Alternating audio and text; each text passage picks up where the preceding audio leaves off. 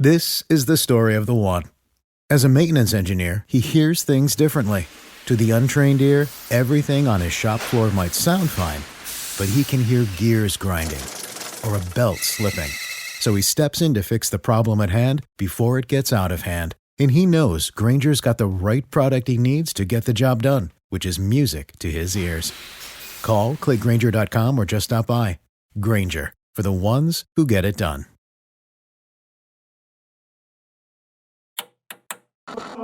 With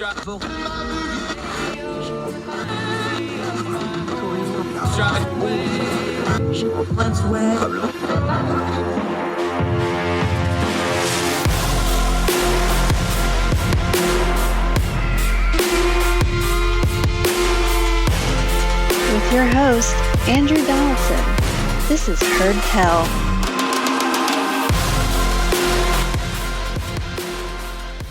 Heard Tell Show. I'm Andrew Donaldson. Thank you so much for joining us on this Thursday, December the 23rd. That's Festivus for those of you that have some grievances that you want to air.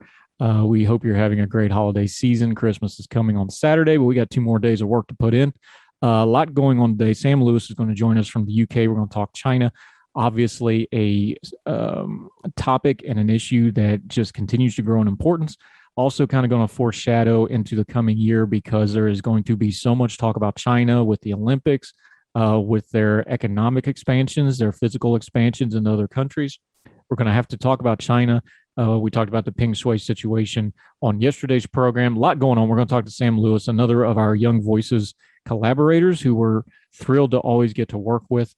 I'm going to talk a little holiday cheer to end the show because we have other heavy topics involved. We're also going to talk about a written article that talks about how the news media internally is probably using some of the COVID coverage and how it affects how the news media covers COVID. We're going to talk about that from a problematic source, writing problematic thoughts, but that's a good thing because it pushes our own thinking and we can add to the pile. But I want to start with something that affects basically everybody because everybody is pretty much online nowadays. Matter of fact, if you are watching this or listening on any of the various platforms that we are on, you have a social media account. You'd have to have one to be watching this or at least borrowing one, whatever the case may be. So you probably heard tell that plenty of people want regulation of big tech. And big tech, they're usually meaning Google, Facebook, Twitter, things like this. From the Washington Post, the headline reads this: Americans widely distrust Facebook, TikTok, and Instagram with their data poll finds. Well, that sounds ominous. Well, that's a noisy headline. Let's turn down the noise and dig into this a little bit. Quoting, "It's a rare thing," this is from the Washington Post, "it is the rare thing that Americans of all ages and across the political spectrum largely seem to agree on. They don't trust social media services with their information, and they view targeted and other ads as annoying and invasive," according to a Washington Post Scar School poll. Many Americans use social media and most use Facebook, but 64% say the government should do more to rein in big tech companies. People are caught in thrall to platforms and devices that increasingly shape the way we communicate, shop, store information, and otherwise manage the most fundamental parts of our lives. With nearly 3 billion monthly users around the world, Facebook can seem particularly inescapable. Reading from the Washington Post, most Americans say they are skeptical that several internet giants will responsibly handle their personal information and data about their online activity. And an overwhelming majority say they think tech companies don't provide people with enough control over how their activities are tracked and used. The survey was conducted in November among a random sample of 1,122 adults nationwide. And there's a data sheet here, and you can dig through the information at the Washington Post. Back to reading. According to the survey, 72% of internet users trust Facebook, quote, not much or, quote, not at all to responsibly handle their personal information and data on their internet activity. About 6 in 10 distrust TikTok and Instagram, while slight majorities distrust WhatsApp and YouTube.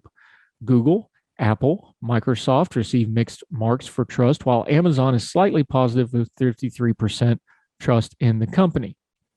And then there's a disclaimer here because the Washington Post I'm reading from is owned by Amazon founder Jeff Bezos.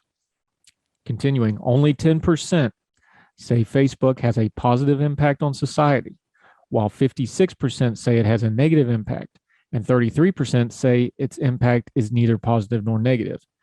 Even among those who use Facebook daily, more than 3 times as many say the social network has a negative rather than a positive impact.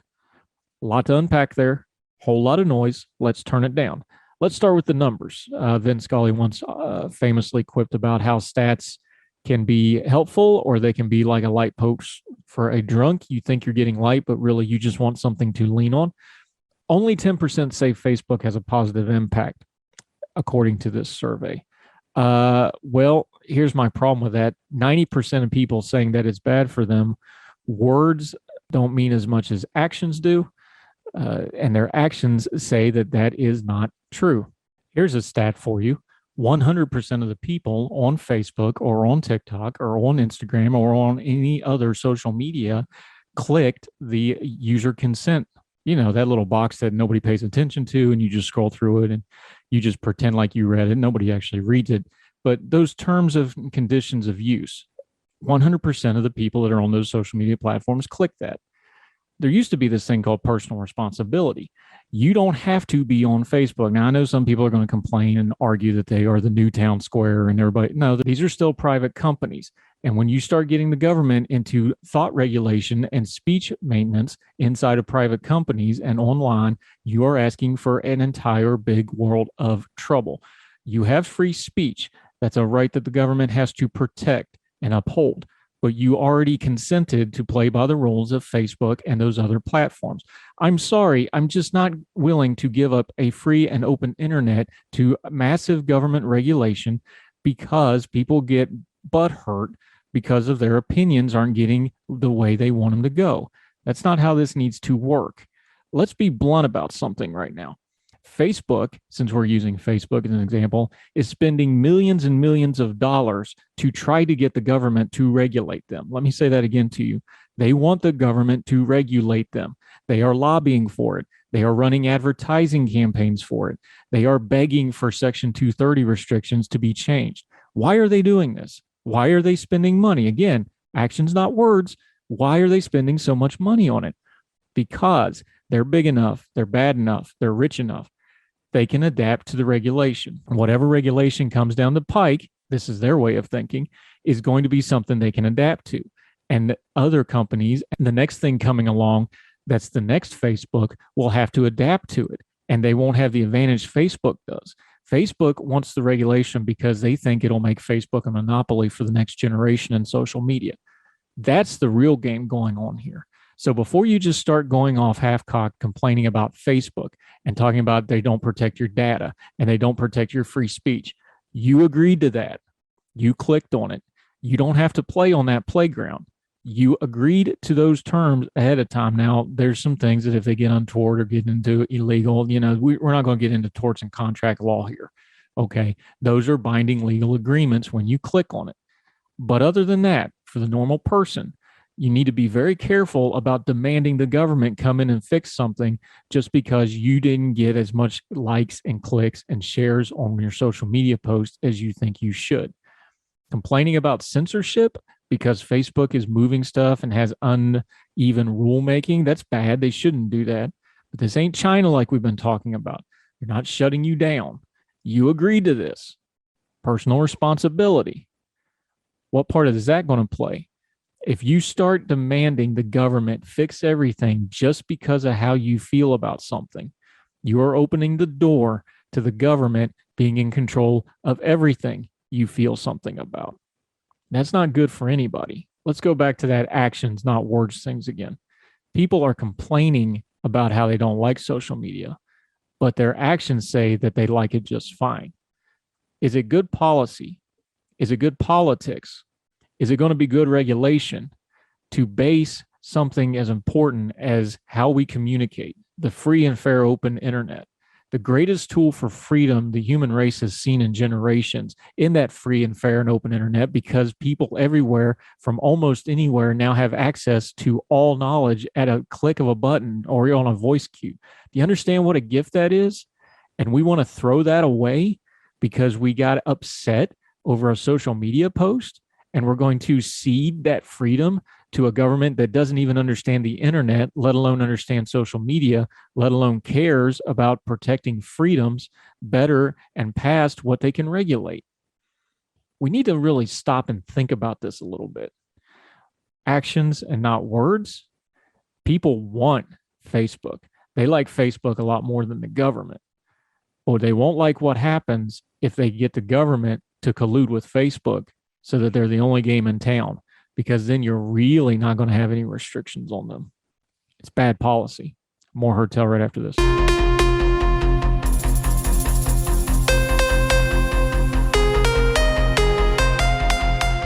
Welcome back to Hertel Radio. I'm Andrew Donaldson. I want to talk about a piece that is written by a problematic author saying problematic things about a problematic topic. I want to preface this because some people have a problem with this writer personally because of something he did. His name's 23Dec21. He did a very bad thing very publicly that hurt somebody. He has been very open about how he shouldn't have done that. He's apologized.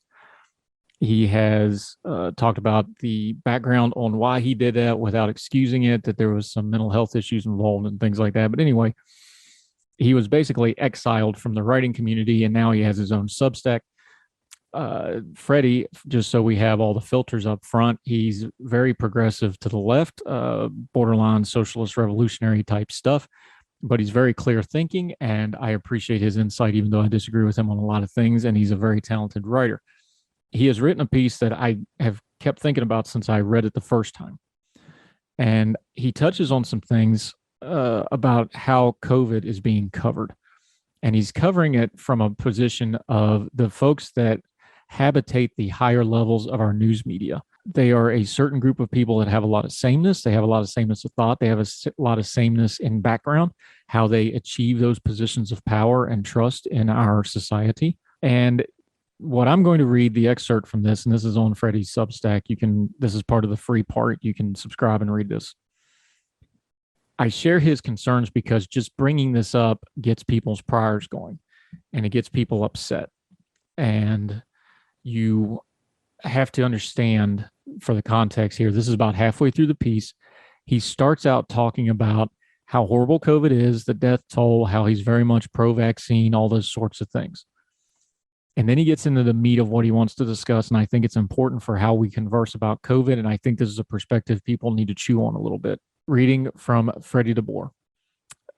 The vast majority of people are going to survive this pandemic. And the remarkable efficiency of Pfizer's upcoming antiviral will fundamentally change treatment, dramatically lower deaths. I write all this knowing that what I am saying is responsible and buttressed by evidence. Remember, this is about halfway through his piece. But the environment our media has created is so wildly sensationalistic and addicted to doomsaying that I get anxious just writing this. I'm afraid I'll be called an anti-vaxxer for asserting the power of vaccines. Why do they, meaning the news media, want it to be worse? I keep chewing on what function this disaster porn performs. It's hard to say that it has any bearing on public health. Does anyone think that the problem with the vaccine hesitant is that they just haven't been told loudly enough that COVID is bad? No. I do think this is worrying is a performance, but I don't think the unvaccinated are the audience. I think the audience is for as much as these people do, their peers, other people in the broad world of the educated, the liberal, the upwardly mobile, if not affluent, the very online. These people compete against each other relentlessly, habitually, ritualistically. I have made this basic observation on several different contexts before. Our striving class is made up of people who are raised to compete and who structure their emotional lives around competing with each other. They go through the groundhouse of K through 12 competition, running themselves ragged for scarce seats in the kind of colleges they feel they simply must attend. When they get there, they grind out the best grades they can get and busily occupy themselves with clubs and activities that will help them assemble the best resume for jobs or grad school. They might get a master's degree, or they may do Teach for America or Peace Corps, but sooner or later they enter the professional field in fields of life where education, attitude, and vocabulary are hugely important. Sectors of the workforce where your ability to convey that you are a certain kind of person, and Freddie's putting that in all caps, is an important or more important than the quality of your professional output. And I find that often when they get to a certain station in life, they have a kind of spiritual crisis because they now lack the structure and purpose of constant, explicit competition provided. Academics, journalists, writers, researchers, nonprofit bureaucrats, consultants of all kinds, PR reps, marketing people, professions that are filled with people who find as they ease into middle adulthood that they are materially comfortable, but miss the simpler existence of trying to climb the ladder. So they compete in less explicit areas. When this major international crisis arose, they felt a lot of legitimate fears and worries, which just makes them human. But when it became clear that the public health response to COVID involved denying ourselves things we wanted and enjoyed, including non-negotiably important things like in-person schooling and face-to-face human contact, they subconsciously saw an opening. If denial of human pleasures is virtuous, I can be more virtuous than my peers. If caution is noble, overcaution must be even nobler. Reading from Freddie DeBoer. Elizabeth Currid Halleck's book, The Sum of Small Things, lays out the essential psychology brilliantly. As she demonstrates, changing norms among bougie liberals has made conspicuous consumption crass de la classe. I'm probably saying that wrong. I'm a hillbilly. I apologize. Moving on. But the urge to compete, to win, trumps all. So our striving caste has developed all manners of other signals through which they subtly assert their superior virtue, their superior lives. COVID now fills much that role. With COVID, you never need an excuse to assert your superior seriousness. Never need to wait for the right moment to insist that you're doing it better than all your peers. You can just openly tell the world, I'm more responsible than you. And the circumstances seem to justify it, even if the behavior is not justified by the science. That's reading from Freddie DeBoer's Substack. Again, a problematic author. You can factor that into how you take this information. But I think he has a very valid point. We forget the people that make our news media are people, and they have backgrounds, and they have environments, and they have an ecosystem that they live in. And I think he has a very good point here that sometimes in the commentariat class, people want to just out-commentary each other. They want to out-care each other. They want to out-concern each other. And it affects the news media. Why do we have screaming headlines nonstop? Because that headline has to scream louder than the other headline. Why do we have to furrow our brows more than the next person with furrowed brows? To show how much we care. These are human natures. Human nature is undefeated. But we should factor that into how we consume our news media. When we talk about turning down the noise of the news cycle, part of what we're turning down is just people turning themselves up from 11 when the 6 would do. More Heard Tell Show right after this.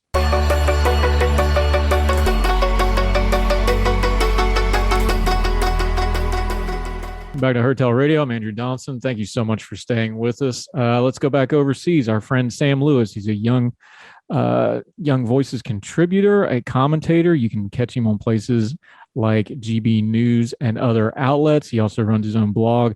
Kind of a specialist on Asia, has actually lived over there and traveled. Sir, how are you? Appreciate your time today. I'm very well, Andrew. Thanks so much for having me on. We're thrilled to have you on short notice too, so I appreciate you very much. Lots of China in the news right now, but let's take a step back and make sure everybody's nomenclature on what we're talking about with China is correct. We have the Chinese Communist Party. We have China, the massive country, the largest country in the world population-wise. We have the Chinese economy, and then we have the global politics of all this. It makes kind of a hot mess when you go to talk and advocate and discuss issues relating to China, that those are all factors when we just say China, doesn't it?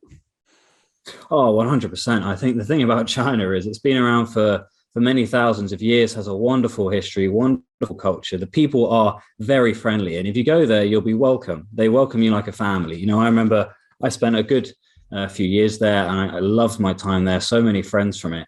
And yet, you know, it gets a lot of stick in the media. And most of that is because of the people that run it.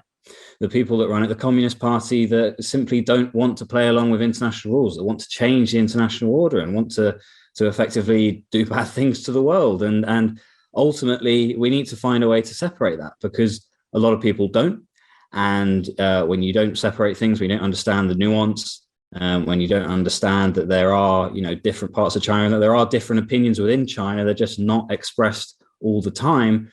If you treat them as one big blob, then we're not going to get anywhere in international relations, and we're not going to improve relations anytime in the next few years. This is particularly touchy. I know I try to be cognizant of it. I mess up too. When I'm doing my advocacy, especially when I'm being critical of the ruling powers in China, to make sure I delineate that from the Chinese people, because the Chinese Communist Party and leaders, Xi Jinping, these folks, that's a major thing for them. They purposely want to make sure those two things, there's no separation and they are one and the same. So it's even more incumbent on us in Western media, or those of us that have freedom of speech and have platforms.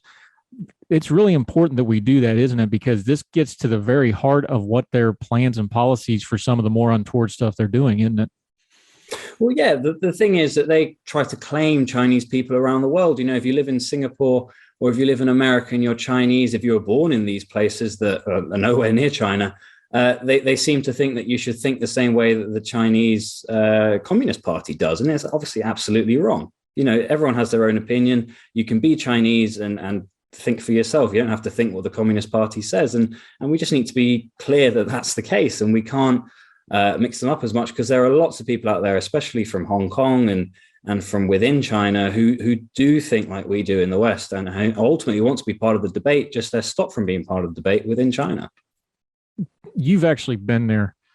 How would you explain the scale of China to them, population-wise, land mass-wise? This is a huge part of our globe. You're talking about, a billion people. Their economic might comes from having a 750 million strong workforce. Just nobody else has anything close to that.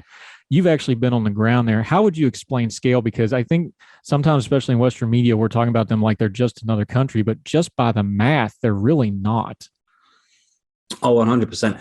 I mean, if you look at how China is composed, it's effectively got 32 provinces, 4 of which are huge cities. And these places are, they have hundreds of cities. In the UK, we might have a couple of cities. I think we have 4 cities which are above 1 million people. Over there, it's hundreds of cities that have over 1 million people. And the fact is that because it's such a large country of 1.4 billion, there's a lot of different dialects. There's a lot of different food, cuisine. The local Chinese down where I am, and the local Chinese where you are, will have a certain form of food, but it's not real Chinese food. Ultimately, you have food from the south of China, which is a bit spicier. Food from the north of China, which is more noodles, less rice, which grows in the south. North east, you have a bit of food which is like Korean food. So there's a lot of different stuff going on. And in fact, a lot of people within Zhejiang, for example, one of the provinces in the center of the country, they wouldn't be able to understand someone from Guangzhou in the south, because they speak different dialects. Shanghainese is different to Cantonese. And ultimately, that's how Mandarin has come about as a language. This is the language that it's a northern language, but they're taught to all speak it in schools.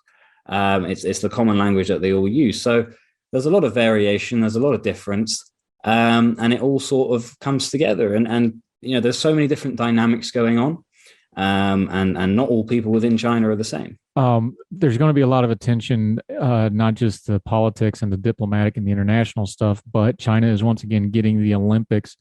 The pressure on that is twofold. One is the world is paying more attention to China, besides just the political and policy wonks like us who do it all the time, but also because China, and we just saw this in recent history, they use this as an advertisement. They use this, I'll go ahead and use the word, they use this as propaganda. So this pressure on China and making sure we understand China is going to be even more important going into this next year. Absolutely. I mean, the thing is that this is a soft power victory for them. So America has taken a bold step, as has the UK and some other countries like Lithuania, of not sending diplomats. I think we should have gone further and not sent athletes. But, we are where we are. The fact is that China is going to use this as in the same way that Germany did in 1936. This is a way for them to prove that they're part of the world and prove that, they're on top. They'll probably win a ton of medals, and they'll use this as nationalistic propaganda locally. And they want to say, oh, look, we're all welcoming, we're all open, come and visit, when that's just not the case. And they've, spent these last few years bullying smaller nations that disagree with them. And they've also been skimming off countries that have been trying to integrate with the West, and they've been making countries recognize them over Taiwan. And they've been promoting anti-democratic forces locally. Well, two countries on their border have now got governments that are anti-democratic. You have Burma, who had a military coup in the last year, and of course you have Afghanistan, where the Taliban came to power. And China has been slowly but surely sort of allowing the international system to change for the worse, and we've been doing nothing to counter them. And the IOC has decided, even after Peng Shuai came out and said that she'd been sexually assaulted by a senior member of the Communist Party, and the IOC still thought, even though tennis is part of the Olympics, not part of the Winter Olympics, but part of the Olympics, which the IOC runs both of them, obviously, the IOC hasn't pulled out of China, and it's going ahead, and they're just ignoring it. And whenever they're asked questions about it, they just ignore it and think, oh, no, it doesn't matter. Of course it matters. And if this was a Western country, they'd probably be raising hell about it. But because it's China, they haven't been, and they've been staying silent. And we can't stay silent on these issues anymore. We have to do something. And at least, there's going to be a diplomatic boycott from nations that are leading the way, like America and the UK, but there needs to be more done. More with Sam Lewis on Hertel right after this.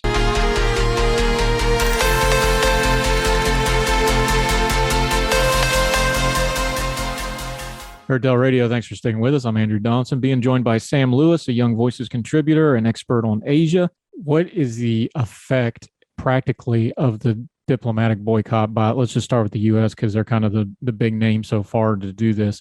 I was one of those. I don't think it goes far enough. I know Beijing and the ruling powers freaked out about it because they hate the optics of it and they push back strong against absolutely everything.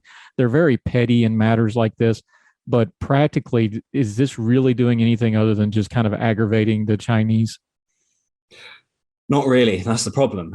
All it seems to be doing is giving, fire to the flame of wolf warrior diplomacy, which has just taken off in the last 2 years. This they can sell to the public as, oh, we're being bullied by the West again. They're not coming along, even though they're sending their athletes. It's not that bad because they're still sending their athletes, but they just want to make a show, and they want to do this, which isn't being that productive, and they will sell this to the public as, but we're going to go ahead with it anyway. We're standing up to the West, and it doesn't matter what happens. So, what more can we do? I don't think we should have sent our athletes. Like I say, sport is a big soft power, and people think you should separate sport and politics, but not when the Chinese Communist Party don't do the same. We need to play them at their own game. We need to understand that they're using sport as a means to promote themselves, and we therefore need to use sport as a means to, promote our values and stop. If we all came together, if the EU came together, EU nations, America came together, who else we could persuade within South America, within Asia, not to go along? China would be left with a tournament of 20 nations coming together for a little, what would effectively be a regional tournament. Russia can't be there anyway because they're not allowed as part of the IOC sanctions that they had. And so, we should have gone further. But in terms of what this particular diplomatic boycott will do practically, very little, unfortunately, I think. Sam Lewis joined us on Hertel. I bear down on that terminology, though, because it's not just sports. This wolf warrior diplomacy, it's in their diplomats, it's in their mouthpieces, we all see on our social media the state-sponsored tag that's all over everything. If you say anything about China now, this is a total full court press on basically all speech everywhere all the time. So why do you call it that wolf warrior diplomacy? Because it really permeates almost everything they're doing right now. Yeah, so this sort of started a few years ago. I mean, the one diplomat that really comes to mind is a guy called Zhao Lijian, who works at the foreign office within China. Now, a few years ago, he was at an embassy. I forget where. I think it was somewhere in South America. But he was effectively, he wrote on Twitter something which an ambassador shouldn't, or someone within the embassy shouldn't. It wasn't very diplomatic, and he was told off for it.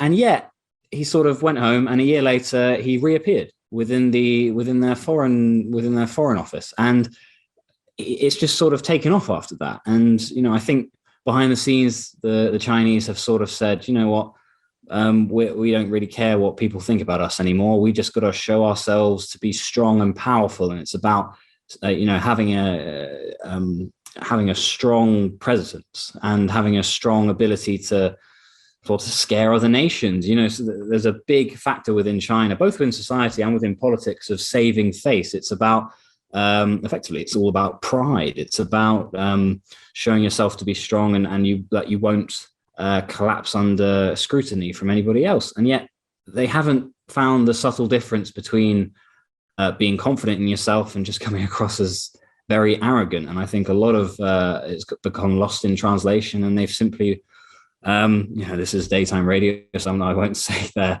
word that's on my mind, but they're not being very subtle about it, and they're acting very in a not very diplomatic way. Let's put it that way. Yeah, we're talking to Sam Lewis. We're talking China, some international issues with them, the Olympics, Peng Shui, some other things. We'll be right back with him on Herdtail Radio right after this.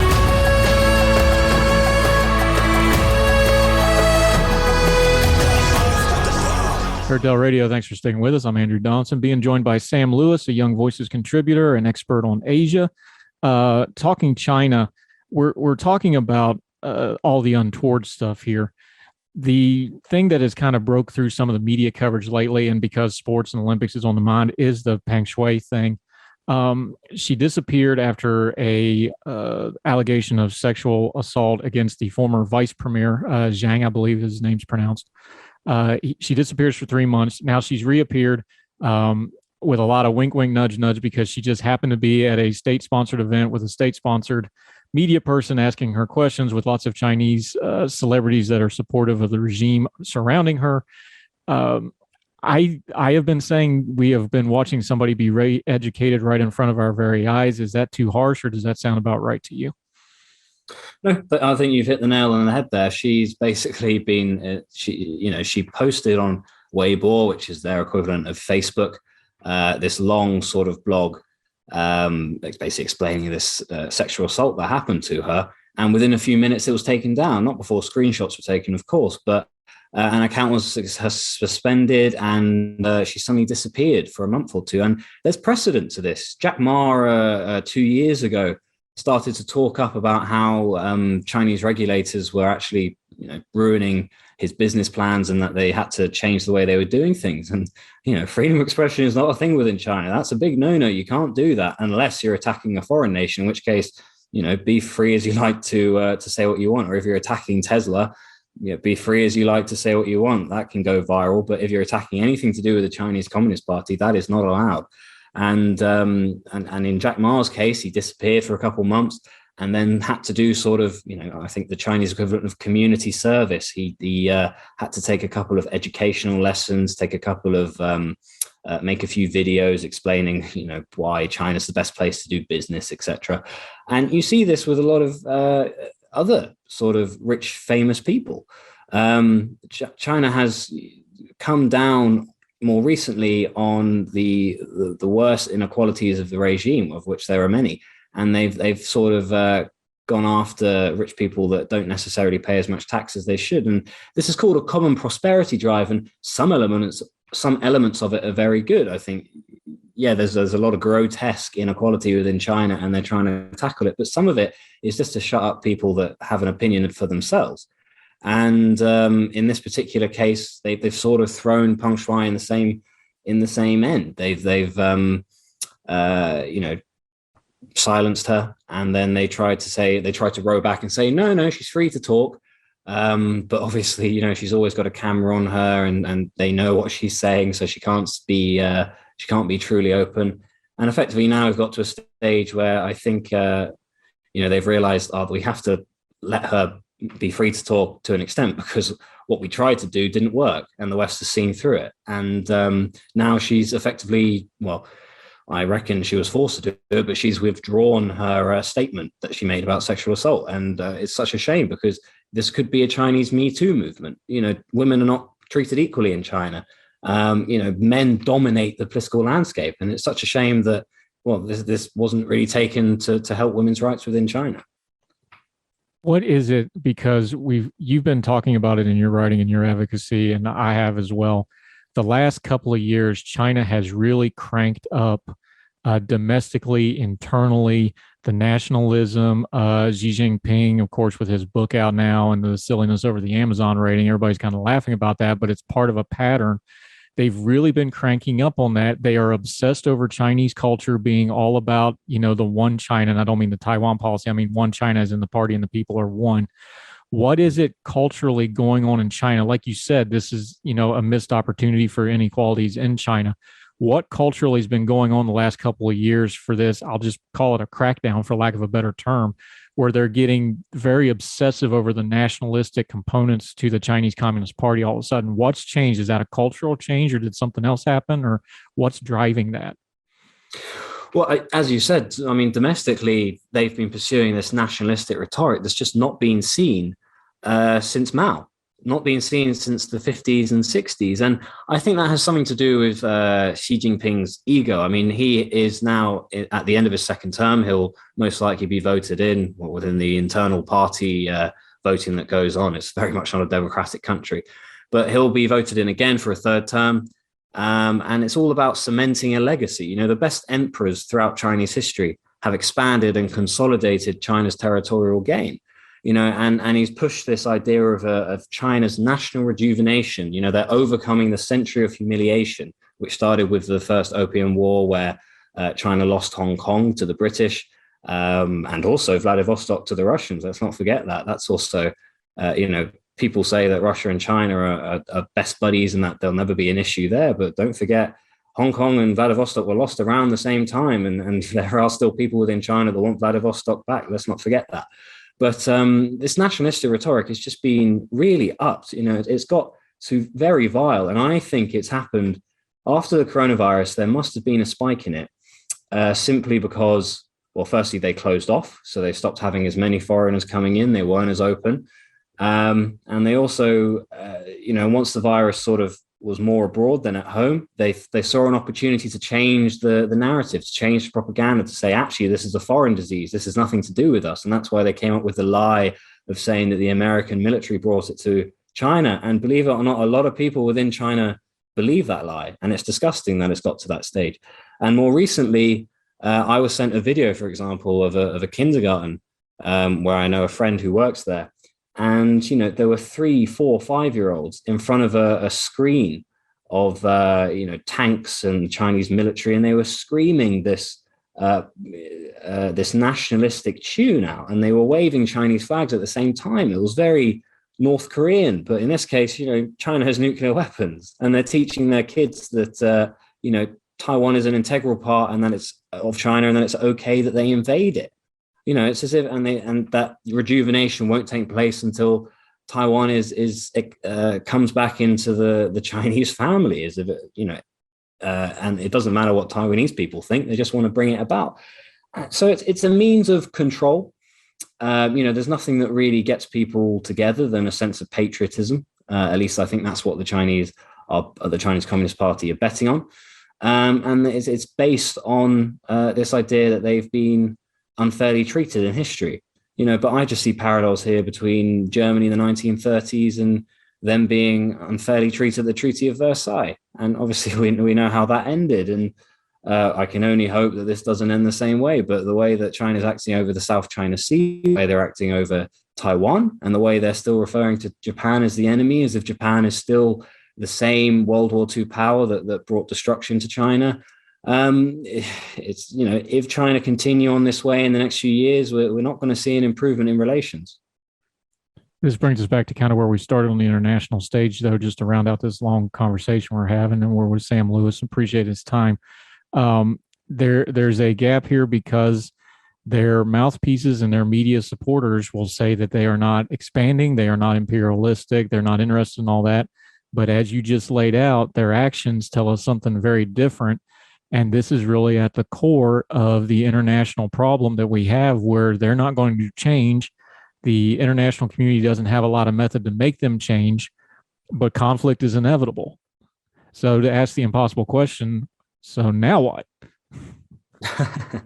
Well, I think, as much as what I just said was quite scary, we shouldn't be too worried. The fall of the USSR in the 1990s and the sudden increase in democracies that ultimately resulted was a high point. But, there's a gentleman called Francis Fukuyama. I'm not sure if you heard of his end of history thesis, but the idea is that, the geopolitics is done, that there'll be no more real international conflict on a big scale because, all the nations will come together.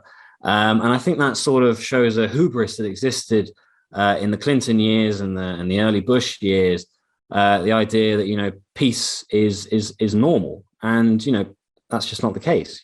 Peace is the exception. War is unfortunately the norm throughout history, and borders change. Sometimes nations are on a spectrum of democracy, so we shouldn't be too worried. But we should just forget the idea that China is going to be like us as a liberal democracy, which, don't forget, until 2018, until Trump launched the tariff war, we sort of thought China would go the same way as us. And we blinded ourselves in this ignorance of ours. But, there are two ways we can really look to combat China internationally, and to make sure that a lot of the world follows our lead or the West's lead and America's lead rather than China's lead. And that comes down to money and vaccinations. So China have their Belt and Road Initiative, and they use it to influence other nations. And very often, especially within Africa and South America, it's a case of accept Chinese money or don't grow at all, don't develop. And of course, if we were in their position, we'd probably say, well, you know what, we're going to go for the money. So we're going to go for, whatever China's stipulations are, and we're going to try and cozy up to China. But this is where the planned Joe Biden's plan for Build Back Better World, which was announced at the G7 and what the G7 nations come up with, is quite a good idea. It's about offering transparent loans and offering an alternative to Chinese Belt and Road money. So this is something that could be explored within the following years. But more pressingly, is ultimately using our soft power, using vaccines. When Nicaragua very recently changed their recognizing Taiwan to recognizing China, it just so happened a week later they got 200,000 Sinovac COVID-19 vaccines. So China's using vaccines as soft power diplomacy to get the world to do what they want. And we should do the same. Our vaccines are way better. Pfizer and Moderna are way better than Sinovac.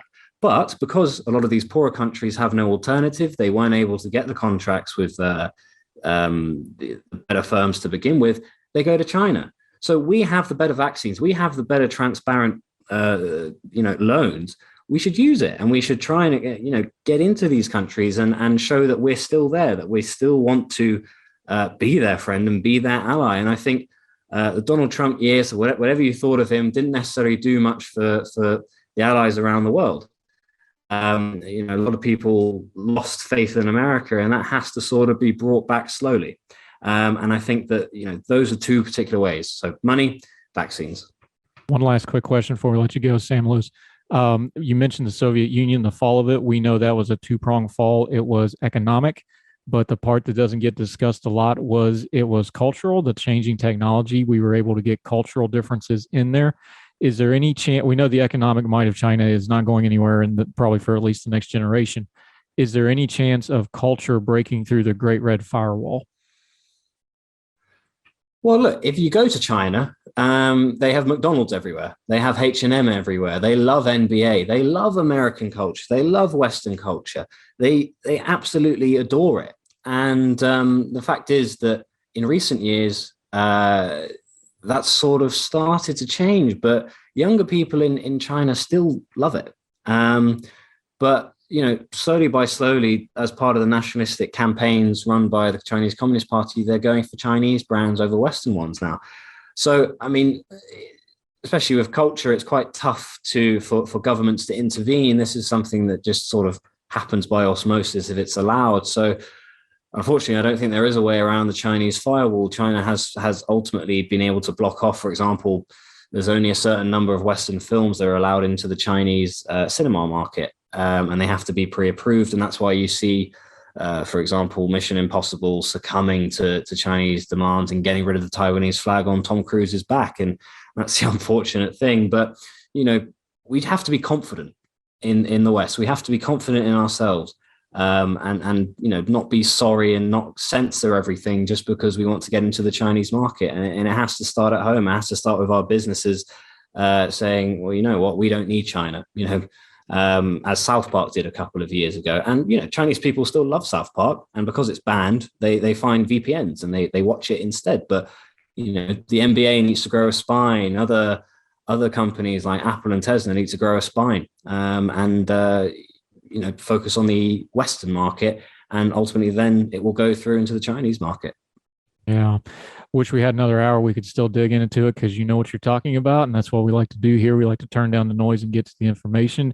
And you, my friend, give good information. So Sam Lewis, let folks know where they can follow you and what you've got working on both Young Voices and other mediums so folks can find you. Yep. So if you want to, on Twitter, my hashtag is, my handle is at East Asia Insider. That's also the name of my blog. So if you type in on Google East Asia Insider, you can find a website with my image on it and a couple of the articles I write and all the media appearances I do. I've got a couple of books in the work, both a novel, but both are set in China. The first one should be coming out in January or February. So that's called Eyes to the East. If any of you see it in bookstores near you, please let me know and I can get you a signed copy. But there's a few things in the works, and China is becoming ever increasingly important in all our lives. So I hope to be focusing on it for a few years to come. Yeah, and we will definitely want to have you back on to talk about it more, especially in the coming year with the Olympics and other things. We're not going to have a reft of things to not talk about on China. He's going to be first and foremost. So Sam Lewis, thank you so much for the time today, my friend. I really appreciate it. Thanks, Andrew. Thank you, sir. It's Heard Tell. I'm Andrew Donaldson. Let's have a happy note to end this session today.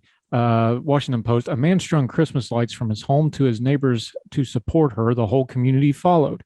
And you can read the whole story. It's a story in Baltimore. And what happened was they ran a string of lights from his house. They have a photo across his yard, up a tree, across the street, down a tree, and across her yard and into her house. And they ran a single strand of lights. The nice thing about this was people noticed. And before too long, every house in the neighborhood had a string of lights between it. And then before too much longer, every other house had another string of lights between those houses. And now in the Washington Post, you can see the photos yourself. The entire neighborhood is completely covered in lights. There's little things we can do during the holiday seasons for folks, like shed a little light. It's not just a song, you can actually do it. And even if you don't literally string lights and bring a little light, you can do something nice for somebody. Use your social media for something other than sending cat pictures and complaining about Washington, D.C. And check on folks and talk to them and see how they're doing. And let them know somebody cares. Sometimes just asking and letting somebody know that you want to know if they're okay can be as good a gift as anything else. That'll do it for Heard Tell for today. Thank you so much for listening. However you're listening, we sure appreciate it. We hope you and yours are having a good holiday season, and we'll talk to you with more Heard Tell tomorrow to round out the pre-Christmas version before Christmas on Saturday. Wherever you and yours are, we hope you're well. We hope you're well fed. We'll talk to you next time on Heard Tell. All the music on Heard Tell is provided under a Creative Content license from monstercat.com. Somos la máquina.